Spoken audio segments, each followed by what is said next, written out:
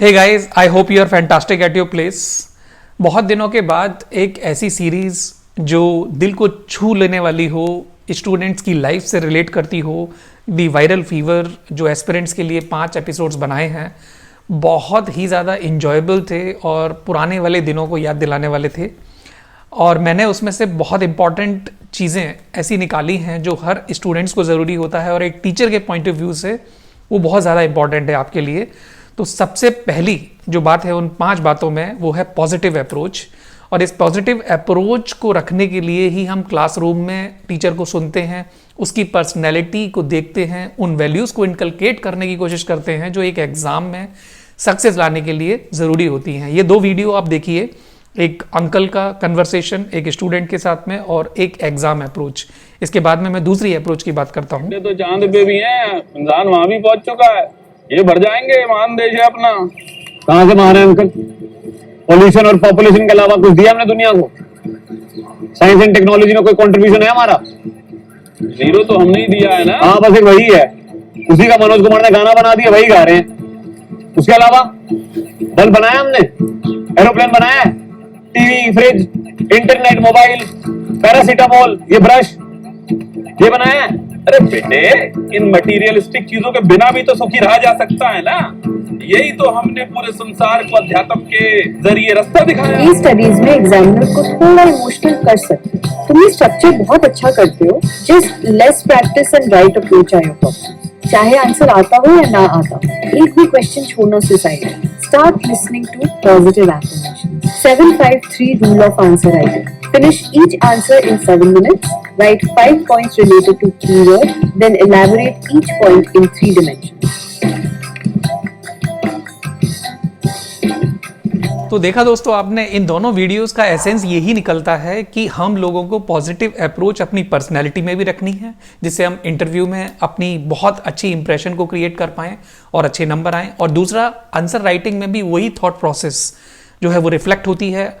उस पर्सन के पास नॉलेज तो है, बट उस नॉलेज को चैनलाइज करना है एक पॉजिटिव अप्रोच में, एक पॉजिटिव फ्रेम में रखने की कोशिश करनी है। नाउ इसके बाद जो मोस्ट इंपॉर्टेंट सेकंड वाली जो बात मुझे लगी वो है सैक्रिफाइस। क्या हमें इस एग्जाम को पाने के लिए बहुत कुछ छोड़ने की ज़रूरत है? Answer is negative. हमें अपने दोस्तों को, यदि हम रिलेशनशिप में हैं, उसको हमें छोड़ने की ज़रूरत नहीं है। छोड़ना है तो हमें मोबाइल छोड़ना है। आप इन दोनों वीडियोस को देखिए और समझिए कि सैक्रिफाइस किस तरीके से काम आ सकते हैं और कैसे हमें उस सैक्रिफाइस को मैनेज करने की ज़रूरत है। राइट, लाइक इस डिसीजन पे 1% डाउट भी मुझको बहुत भारी पड़ सकता है।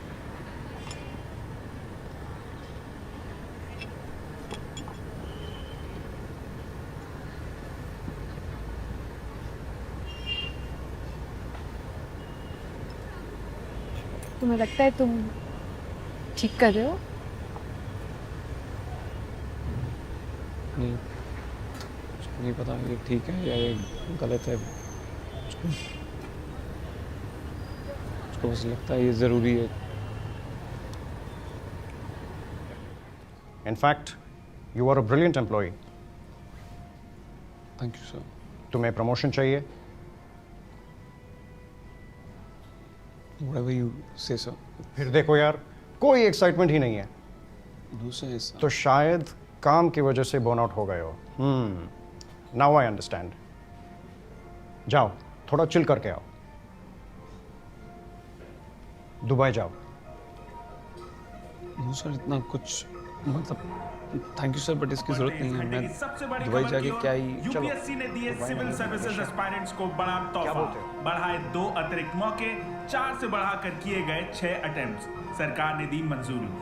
जी हां, हमारे संवाददाता ने ओल्ड राजेंद्र नगर में कुछ लोगों से बातचीत करी तो उनका उत्साह देखने लायक था। बताया जाता है कि काफी सालों से इस विषय पे चर्चा की जा रही है, पर कोई निष्कर्ष नहीं। तो दोस्तों देखा आपने, किसी को एक प्रमोशन मिल रहा था, वो भी अब्रॉड, उसको उन्होंने छोड़ने के बाद यूपीएससी में एक कैलकुलेटेड रिस्क लिया जो कि एडिशनल अटेम्प्ट थे और उसमें सक्सेस भी ले ली। तो एक इंटेलिजेंट पर्सन की एक यही सबसे बड़ी इंटीग्रेशन होती है, यही सबसे बड़ा एक कैरेक्टरिस्टिक होती है कि वो चीज़ों को समझ ले, हालात को समझ ले और कैलकुलेटेड रिस्क को ले। बात जहाँ तक रही गर्लफ्रेंड को छोड़ने की, जो सेक्रीफाइस है या रिलेशनशिप्स हैं, उसके लिए मैं कुछ अलग वीडियो बनाऊंगा, बट यहाँ पर इतना ज़रूरी नहीं था। छोड़ना है तो आपको mobile. Now third most important बात जो मुझे इस एस्पिरेंट सीरीज़ की लगी वो है मोटिवेशन। मोटिवेशन सबसे ज़्यादा ज़रूरी है, और इस चीज़ को लाने के लिए मैं एक ही बात बोलूँगा, practice makes the man perfect. यदि हम एक चीज़ को बार बार करते हैं तो मोटिवेशन अपने आप से ऊपर चला जाता है। आप इस वीडियो को देखिए, फिर समझते हैं कि कैसे मोटिवेशन और प्रैक्टिस रिलेट कर सकते हैं आपस में। यस मैम, लास्ट अटेम्प्ट तक आते आते मोटिवेशन को कैसे हम आप रखें? ये बहुत अच्छा सवाल है। मैंने खुद ही काफी अटेम्प्ट्स लगाए क्लियर करने में। फियर और फ्रस्ट्रेशन इस जर्नी के फेलो पैसेंजर्स हैं और ये रहेंगे ही। तो अपनी जर्नी पे फोकस रखिए और फेलो पैसेंजर्स से बात करने की जरूरत ही क्या है। पर मैम, इतने सारे फेल अटेम्प्ट्स के बाद क्या कभी ऐसा फील नहीं हुआ कि अब प्रेशर बहुत ज्यादा हो रहा है, अब गिव अप कर देना चाहिए? ये सवाल मेरे दिल के बहुत करीब है। जब आप एक लड़की होते हो, एक ऐसे ऑर्थोडॉक्स फैमिली से जहां 22 साल में आपकी शादी कर दी जाती है, आप इंडिया के एक बहुत ही बैकवर्ड हिस्से से बिलोंग करते हो और आपको इंग्लिश भी नहीं आती हो, और आप घर के बाहर सिर्फ अपनी दीदी की जिद की वजह से पढ़ रहे होते हो, और उस पर आप लगातार फेल पे फेल होते जाते हो। तो हाँ, हर रोज लगता था कि गिव अप कर दूं, और शायद कर भी देती, एक्चुअली डेफिनेटली कर देती। पर उसी वक्त मुझे किसी ने एक बहुत अच्छी बात बताई। उस बात से मेरा एटीट्यूड 180 डिग्रीज फ्लिप कर गया। क्या आप वो बात सुनना चाहेंगे? तो एक स्टोरी सुनिए। 1981 में यूएस में एक प्रोफेसर थे, सेरेमिक्स पढ़ाते थे। उन्होंने एक एक्सपेरिमेंट किया, अपनी क्लास को 2 ग्रुप्स में बांट दिया और 10 दिन का वक्त दिया। पहले ग्रुप को उन्होंने ये टास्क दिया कि वो सिर्फ एक परफेक्ट मटका बनाए, सिर्फ एक। और दूसरी ग्रुप को ये टास्क दिया कि वो जितने हो सके मैक्सिमम मटके बनाए और क्वालिटी की चिंता बिल्कुल ना करें। दोनों ग्रुप्स ने अपना काम शुरू किया। 10 दिन बाद जब रिजल्ट्स आए तो खुद प्रोफेसर ही हैरान हो गए, क्योंकि दूसरे ग्रुप ने न केवल पहले ग्रुप से ज्यादा मटके बनाए, बल्कि हर मटका was better looking, was almost perfect। सब सोच रहे थे कि ये कैसे हो गया। आप जानते हो ये कैसे हुआ? क्योंकि पहला ग्रुप जो है वो सिर्फ इसी बात को लेकर अटका रहा कि एक मटका बनाना है, इसको परफेक्ट कैसे बनाएं। तो उन्होंने सारा टाइम परफेक्शन में ही गुजार दिया, जबकि दूसरे ग्रुप ने एक बार कोशिश की और बहुत बुरे मटके बनाए, पर उन्होंने उसको इम्प्रूव किया और दोबारा कोशिश करके फिर से मटके बनाए। वो फेल हुए पर इम्प्रूव करते रहे, और ऐसे ही अपनी गलतियों से सीखते सीखते उन्होंने शानदार मटके बनाए। तो इसीलिए आप अपनी गलतियों से डरिए मत, भागिए मत। अपनी गलतियों से सीखिए, अपने फेलियर से सीखिए और आगे बढ़ते जाइए।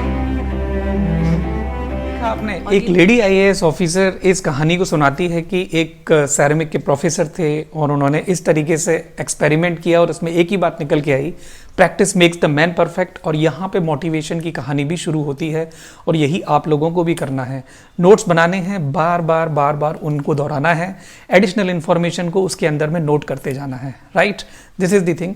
Then another, the fourth most important thing in this series was gratitude. यहाँ पर एक बहुत बड़ा सीनियर थे, वो अपने एक जूनियर को जो आईएएस बन जाता है और सर्विस में आने के बाद में सीनियर हो जाते हैं, तो उनको ये बता रहे होते हैं कि मैं एक सैटेलाइट हूँ जो धुरी के चारों ओर घूमता हूँ, और मैंने कुछ लोगों को छोड़ा जिन लोगों को मुझे छोड़ना नहीं चाहिए था। आप इस वीडियो को देखिए, समझिए कि क्या एसेंस है। आपको पता है मुझे क्या फील होता है?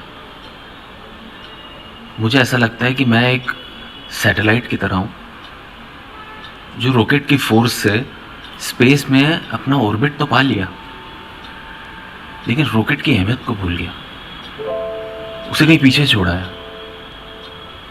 बस अपनी ऑर्बिट में गोल गोल अकेला घूमता रहता हूँ। दुनिया के काम तो आ रहा हूँ, पर एक दूरी में फंस गया हूँ। सैटेलाइट तो फिर भी मशीन है, उसे फर्क नहीं पड़ता, लेकिन एक ह्यूमन प्यार, रिश्ते, दोस्ती के फोर्स के बिना ना दूरी पे घूमता हुआ डायरेक्शनलेस है।